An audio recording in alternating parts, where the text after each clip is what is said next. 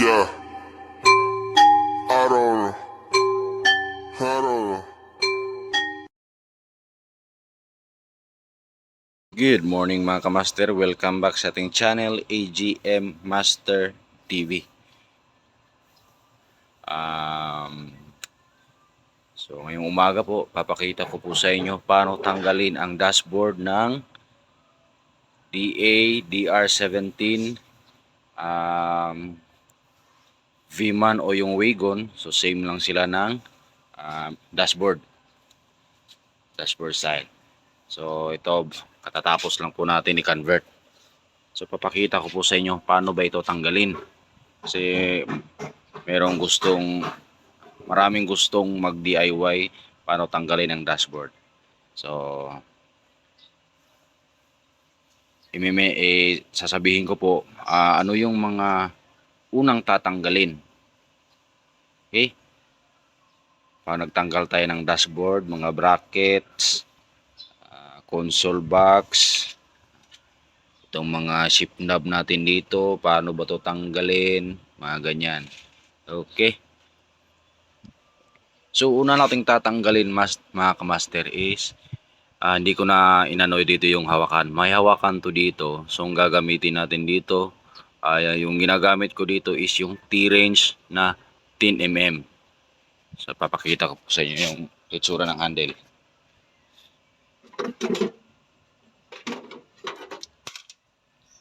So ganito yung itsura ng handle na nakalagay dito mga kamaster. Nakaganyan yan. Yan. Tapos yan yung bolt niya na 10mm yung gagamitin natin. Meron kang sakit dyan, pwede rin. So ito, tatanggalin mo tayong cover niya. Yan, nakaganyan lang naman yan. Pwede mo yung gaganyanin. Oh. Ito, tatanggalin natin to pati doon sa kabila. Tapos ito, may lock na naman tong stocks. Gaganyanin mo lang yan. Oh. Yan. Okay. May stocks yan. Dito nakalagay, dalawa. Tatanggalin mo lang yan, magkabilaan. Tsaka dito sa kabila. Yan.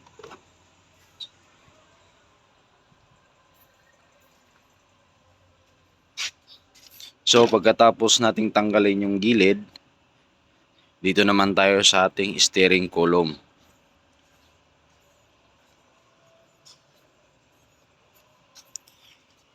Ang cover ng ating steering column is meron tong tatlong screw. Okay? So isa, itong butas na to, meron dyan. Isa, tapos lalagyan na natin ng susi. Meron din ditong dalawa sa ibabaw. So una nating tatanggalin is itong baba, cover ng steering column, o itong uunahin natin. May lock kasi to. Pagkatapos mong tanggalin ng screw dito, gaganyanin mo lang yan. Oh. Pipihitin mo lang pababa. Yan. Natanggal na yan. Nakalock lang kasi. Ito yung mga lock nyo. Tapos makikita mo na dito yung dalawang screw. Yan. Sa kabila naman. Yun. To. So pwede hindi mo na rin yan tanggalin. Kasi hindi mo naman tatanggalin yung wire ng steering column mo. So dito nakalagay yung wire niya. So pag tatanggalin mo ito, meron itong apat na 12mm bolt. So ito yung tatanggalin mo. Yan. Tsaka may dalawa dito sa baba. So pwede mo na yung shafting mo dito, pwede mo nang hindi tanggalin. So ibababa mo na lang to dito. Sa upuan mo na lang ilalagay. So wag mo na yung pag natanggal mo to ng cover dito, so tatanggalin mo rin yung susi. Tapos ilalak mo lang. Yan. Pag nalock mo yung steering mo, so wag mo na siyang gagalawin. Ibababa mo na lang, tatanggalin mo tong dalawa dito. Tapos yung dalawa naman dito sa may likuran, ito, ano mo lang to, ilulusin mo lang. So, hindi mo talaga siya totally tatanggalin. Itong dalawa dito. So, ito lang. Para pihitin mo na lang siya. Tapos, dito mo na ilagay sa iyong upuan. Okay? Kasi hindi pa yan nakakabit. Tatanggalin ko lang ha.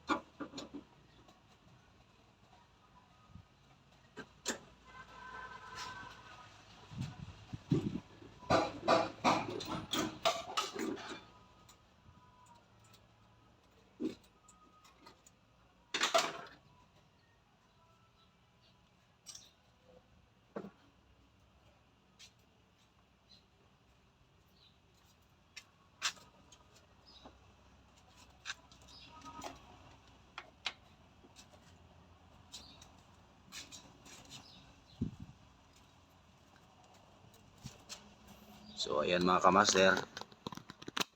Natanggal na po natin yung ano natin, steering natin.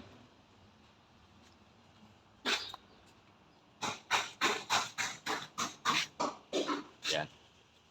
Tanggal na natin. So, ito namang cover na ito. Ito, cover ng panel gauge natin. Gaganunin lang natin to pagtanggal. Oh. May lock kasi din to. So, wala na tong screw. Lock lang. Kaya nang to. So, lalo na yung sa mga naka-repaint na. So, dahin-dahanin nyo na lang. Baka mabiyak. Yan. Tapos, make sure lang po na pagbalik nyo, may lagay nyo ng mabuti. Yan. Lagay nyo yung lock nyo. So, wala pa pala itong nansag. No? Patatapos lang. So, meron kang makikita dito sa panel gauge. Meron kang makikita ng dalawang screw. Yan. Diyan nakalagay. So, di ko na nilagyan. So, paano ba tanggalin din to? So, gaganunin mo lang to dito sa likod. Yan. Meron yan. Tapos, tatanggalin mo yung wiring. Yan. Isa lang naman yung wire niya. Wala pa rin. Wala pa rin itong wiring. Tapos, sa likod ng panel gauge, makikita mo yung may isang screw. Yan. Yung screw niya. Okay. So, dito sa kabila, hindi ko na nilagyan kasi para matulak ko doon. Dito naman sa stereo, ganun lang din. Meron siyang lock. Gaganunin mo rin pagtanggal. Ayan. Tapos, tanggalin mo yung sakit ng hazard. Stereo, ganun pa rin. May 4 na screw. Sa dalawa, tatlo, 4. Tapos, tanggalin mo rin yung sakit niya. Isang sakit at saka yung sa antena. Tapos dyan, may screw din sa gitna, bracket niya. Para matibay. Yan. May bracket yan sa gitna. So dito naman, tanggalin lang natin yung sakit pag merong mga switch para totally matanggal natin yung dashboard natin. Yan. So may bracket siya dito sa likod. So depende na po yan kung sinong gumawa ng dashboard mo. Kung ibabalik pa nila yung mga brackets. Brackets nito. Ito may bracket ako dito para matibay. Tsaka dito rin sa kabila meron din.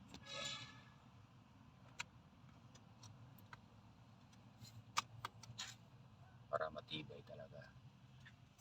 Okay, dito naman tayo tatanggalin natin yung ating console box. Yan. Yan yung console box natin. So, paano ba natin tatanggalin tong console box? Yan. So, may lock kasi yan sa gilid. Yan o, makikita nyo. Gaganon lang natin yan. Gaganyan. Ganyan lang po kasimple magtanggal ng console box. So, dito naman sa console box natin, meron tayong ginawang bracket. Ito yung original bracket niya. Dalawa, magkabila. So, dito rin, sa ilalim. Driver. Ito, binalik ko rin yung original bracket niya dito. Yan. Para matibay talaga. Diba? Yan. So, tatanggalin mo bracket. Isa. So, ang screw niyan dito sa likod. Yan o. Ito yung screw niya. Yan yung tatanggalin mo. Yan. Tapos dito naman sa ating switch. Ganun mo lang yan yung tatanggalin. So, dito mo meron kang ano dyan, pwede naman flat screw, tapos lagyan mo lang ng tela sa dulo. Okay, sa akin pwede na to kamayin lang, sinasanay na. Yan. So, binaliktad ko na pala yung shifter niya. Ito lang yung mga lock nyo. Yan yung mga lock nyo. Pero matibay yan, hindi yan basta natatanggal.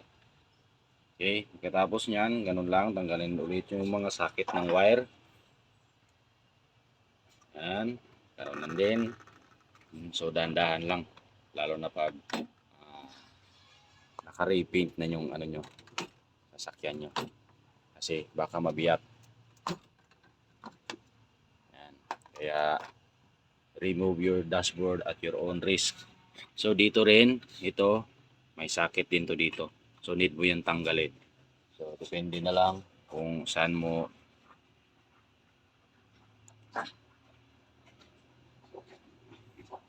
magkasya yung kamay mo. Okay. Saka meron pa dito sa may likod. So, binabalik ko tong ano dito, sa may likurang bahagi dito para matibay talaga yung dashboard niya. So, makikita yung kailangan mo talaga siyang anuin sa may likod. Ayun o.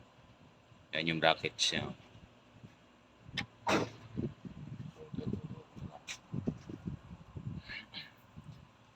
Hirap walang tagahawak.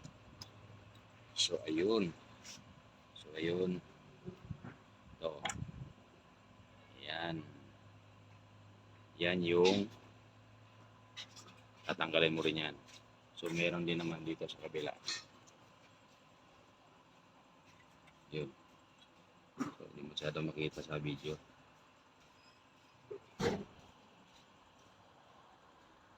Ayun.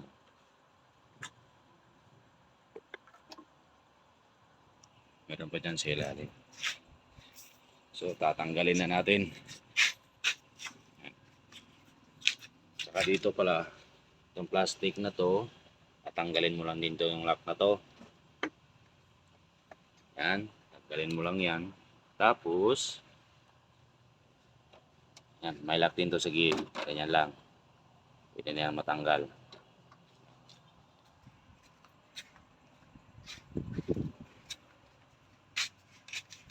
Dito sa kabila, ganun din. Tanggalin mo lang din to.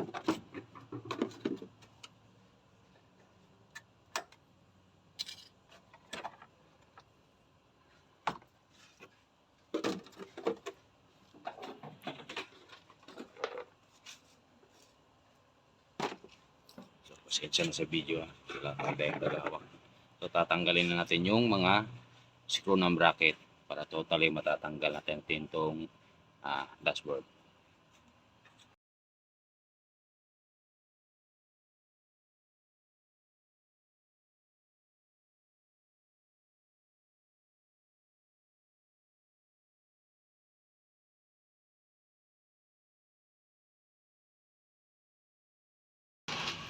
So, after po nyan, pag natanggal nyo na lahat ng screw sa mga bracket nya at saka yung mga socket, so check mo muna ulit bago mo tanggalin. Okay, So pagkatapos niyan, pwede mo nang tanggalin.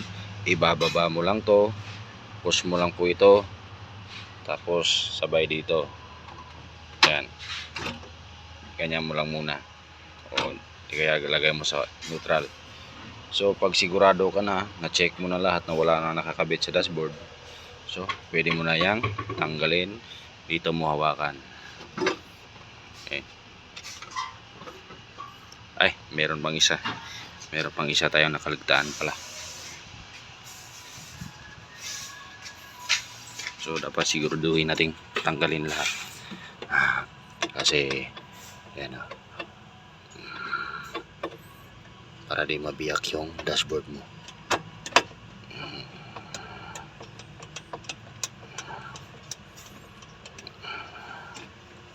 So take note, masisikip pa to pag meron ng wiring, naka-install na yung evaporator nya. So masisikip pa yan. Yan. So pwede mo na siyang dito hawakan. Yan.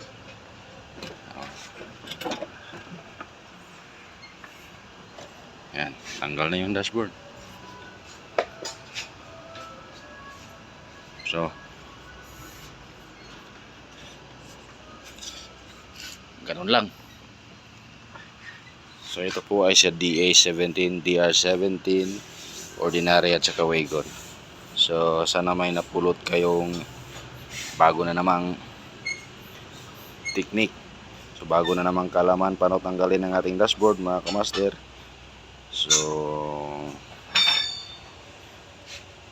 sana po wag lang po natin i-skip yung ating mga ads para kumita naman tayo, makapag-continue tayo na gumawa ng mga video content po patungkol sa ating mga DA tutorial, ano pa man.